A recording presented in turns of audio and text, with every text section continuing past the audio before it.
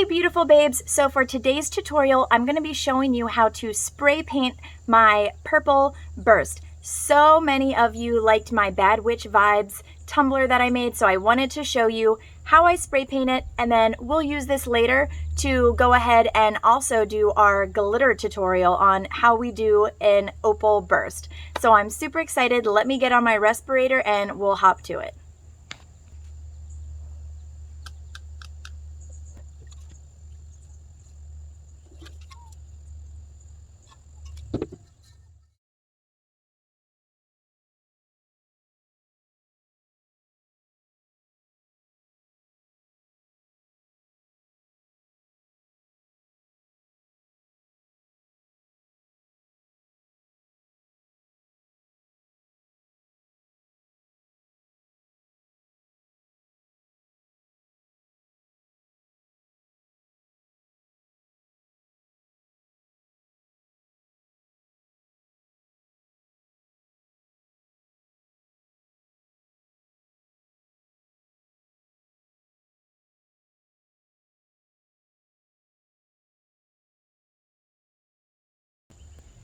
Okay, so here is our beautiful purple lilac burst. So the color that I used for the purple is French lilac from Rustoleum, and then just a regular flat white. Now what you saw me do there was after I spray painted the purple in the middle, I went back and I hit the very bottom and the very top again so that it was a very nice bright white. We don't want any purple in the very top and bottom part. It created this beautiful ombre. And this is a 30-ounce straight AF mother tumbler. These ones are perfect. These are my favorite tumblers to use. I absolutely love them because you can put your vinyl wraps on here and all of that great jazz. All right, now let's get to glittering this beauty. Now I have allowed my tumbler to gas off for about 48 hours, and I'm going to be applying my glitter with Brite tone just like the epoxy method. I'll be using Frenzy, which is a chunky purple opal, Purple Ice, which is a high sparkle metallic glitter that is so pretty, and then Diamonds, which is a white glitter, and they are all from the Glitter Heart Company. So I like to apply my Brite tone. I start at the bottom first, and I always work from the side, and I usually apply a thicker than normal coat of Brite tone for my glitter application. I prefer to use my finger to apply so that I can feel if I missed any spots. If your finger starts to drag a little bit, that means that there's not any Brite tone in that area, and you can just apply a little bit more and even it out.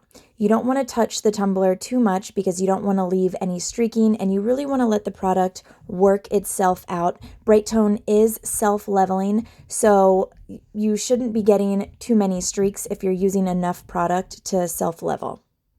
Now, I really like using Brite tone to apply my glitter because I feel like I can get some really good blending in with my glitter as opposed to when I use glitter glue. I do use glitter glue occasionally. That's for more detailed designs though, like my templates that I use, or if I want the glitter to stay in one place rather than get in that nice blending. So here I'm going to let my tumbler do a few rotations and really self-level and even itself out. And then the first color that I'll be going in with in the middle of the purple spray paint is Frenzy. Frenzy is that really gorgeous purple opal from the Glitter Heart Company. I really love this chunky glitter. It's so pretty. I've used this on a bunch of different tumblers, but when I first saw this, I'm like, this would make a really good burst. Now, I really wanted this to blend out a little bit, so I end up taking the lid off and putting some of the glitter in my hand and then sprinkling it on. This kind of helps you get a little bit more control as opposed to what I was doing where I was just trying to shake it out because the holes for the glitter were a little bit too small for the chunky that was coming out.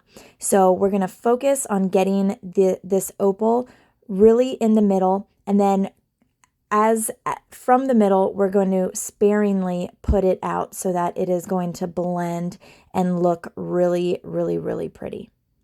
Another reason that I love applying my glitter with Brite Tone is that I feel like I can get my glitter very flat. So you can't tell from this angle, but my hand is up very high and I'm dropping my glitter down very sparingly and light. So this is laying virtually flat on this tumbler. One of the things that you want to do when making Brite Tone tumblers is making sure that your glitter is as flat as you can get it so that you don't have to use as many coats of Brite Tone. Now I'm going in with Purple Ice. This color is a super high sparkle. If you've ever used diamonds from the Glitter Heart Company, then this is kind of like diamonds in the fact that it is a very high sparkle glitter.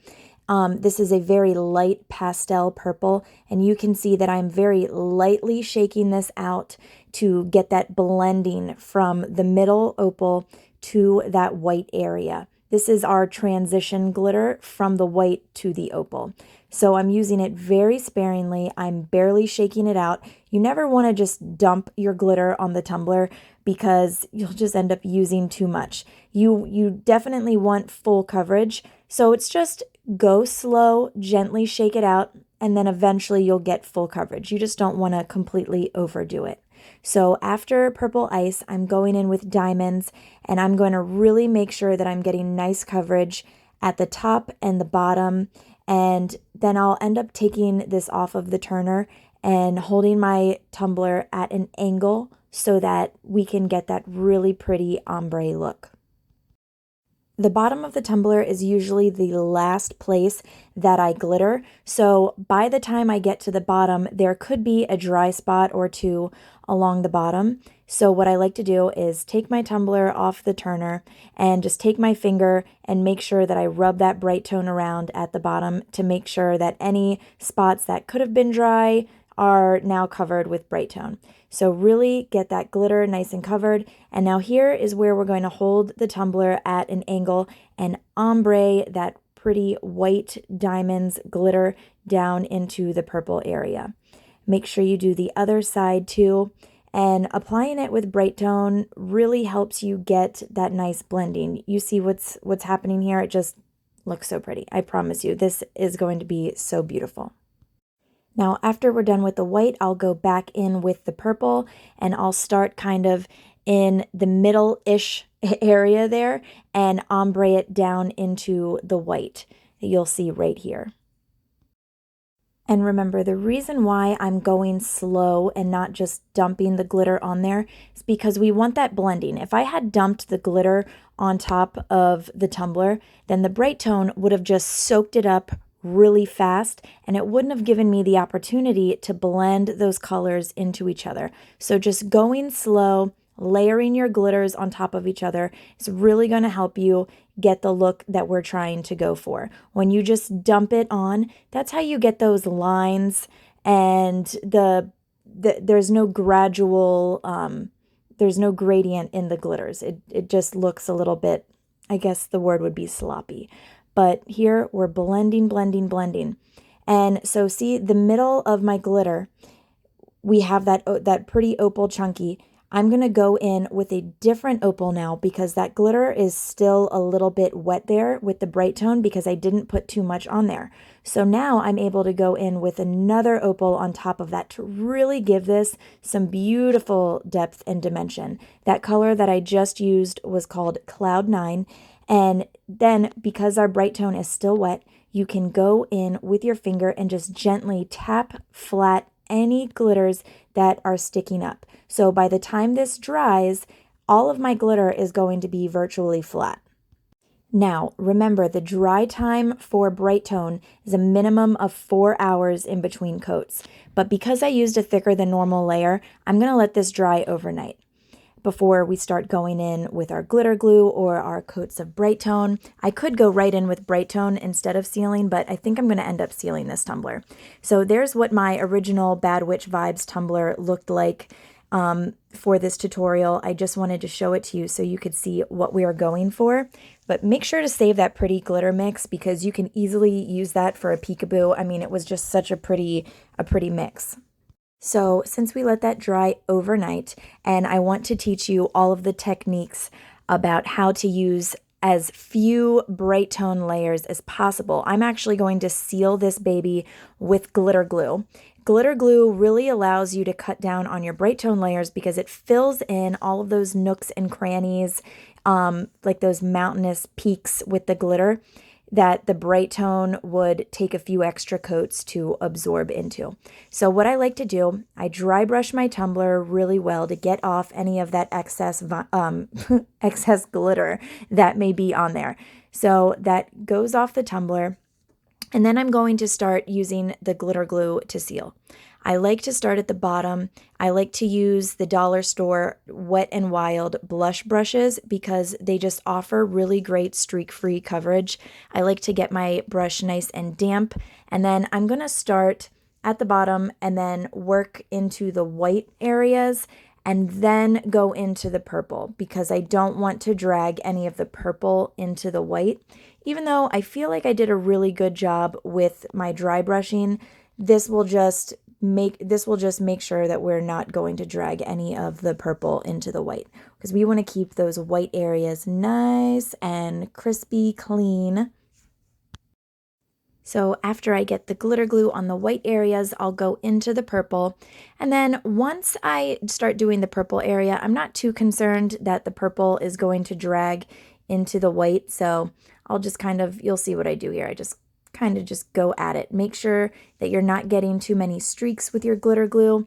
Make sure that you're using enough to get in all of those nooks and crannies, but not too much because you want this to dry nice and evenly. You don't want to have a super thick coat of glue so that your bright tone, when we go in with our bright tone layers, it'll be not so hard. We don't want that. We want to make sure that we are setting our tumblers up for success.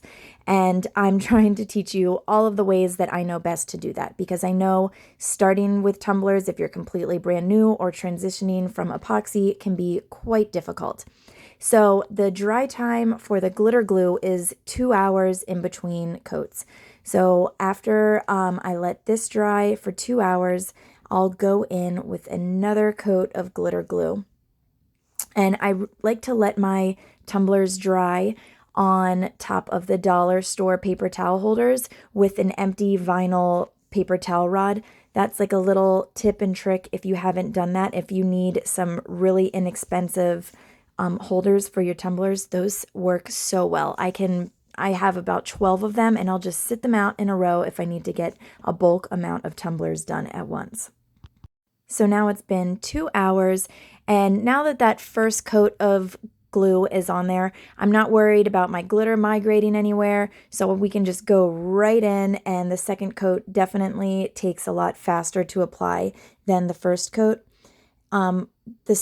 Having 2 coats or even 3 coats of glitter glue, it's really going to help even out that glitter surface for when we start going in with our bright tone. Like I say, it's a lot of coats for bright tone. If you're just starting out, you want to keep practicing so that you know what to look for and what to feel for.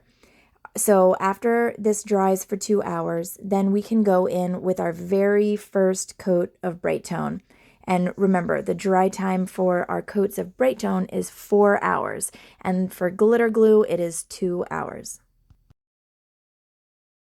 Make sure that you're getting nice, even coverage and not letting your glue have too many lines. This is why you'll see me go back over, and any lines that there may be, I'm going over and barely pressing my brush on here. I'm letting the bristles lightly do the work to get out all of those streaks that I may see so that our glitter glue dries nice and evenly over top of this glitter. So now that that has dried, I am ready to go in with my very first coat of bright tone. You can see how smooth the tumbler looks from the glitter glue.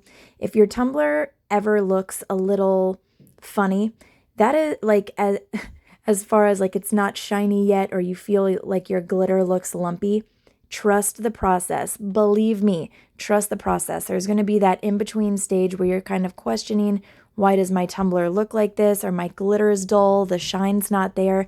The shine has to build up. So On average for me, my coats of Brite Tone, I think I use about 15 coats of Brite Tone on average. I honestly don't even count anymore because I make so many tumblers. I go based on feel. So the more you practice, the more feel you'll have for it. So now we're into coat 2 of our Brite Tone. I let that first coat dry for 4 hours, and then I went in with this coat right here. You want to keep building up your coats. You can do a coat every 4 hours, a nice thin coat every 4 hours until you feel the Brite Tone starting to build up on top of itself. And once it starts building up and you don't feel like you're going to scratch your glitter, you will be ready for your first sand. This is approximately after 4 coats of Brite Tone, but it honestly will just go, it'll be based on how it feels. So now here is 3 coats of Brite Tone, and I let them dry every 4 hours, like I said. And pretty soon we'll be ready for our very first light sand, and I'll be using a 200 grit sanding pad to make sure that my tumbler is nice and smooth. Now, after that sanding with the 200 grit sanding pad, I was able to put 2 more coats of Brite Tone on before I put on my decals. My tumbler was not super glassy and shiny at that stage, but it was decal ready. Make sure that your tumbler is nice and smooth before you put decals on, or you could see any of those little imperfections. Now, depending on your vinyl, you want to end your tumbler with about 6 coats of Brite Tone over top of your vinyl. I did not do any offsets on this vinyl. This is a very thin vinyl that I used from the Vinyl People, so I was good to go about 6 coats of Brite Tone over top of my decals. You can use a higher grit sanding paper, like a 400 grit, to get any imperfections or anything that you need to buff out of the tumbler, but I didn't record the vinyl process because this tutorial was mainly to show you how to glitter this burst and how to spray paint it. But let me know if you have any questions about how to recreate this beauty.